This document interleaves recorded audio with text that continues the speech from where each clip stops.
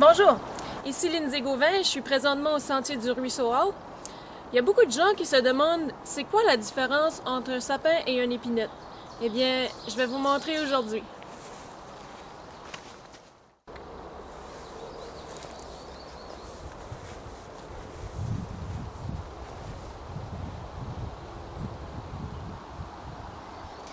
Si on s'arrête ici, on peut voir une épinette. La meilleure façon de différencier un sapin d'une épinette est probablement par les caractéristiques des aiguilles.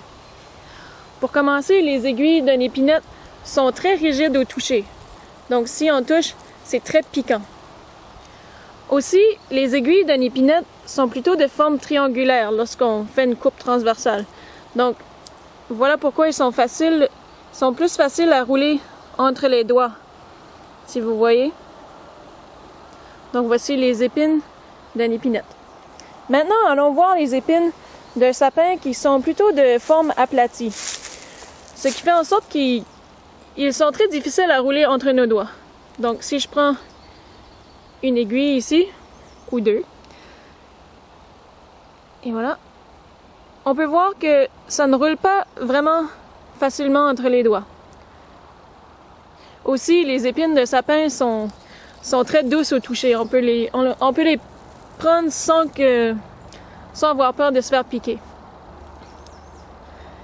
Et une autre chose aussi, si on prend une épine de sapin et on la coupe en deux, ça sent très bon, tandis que les aiguilles d'une épinette ne sentent rien. Donc voici la meilleure façon pour identifier un sapin d'une épinette.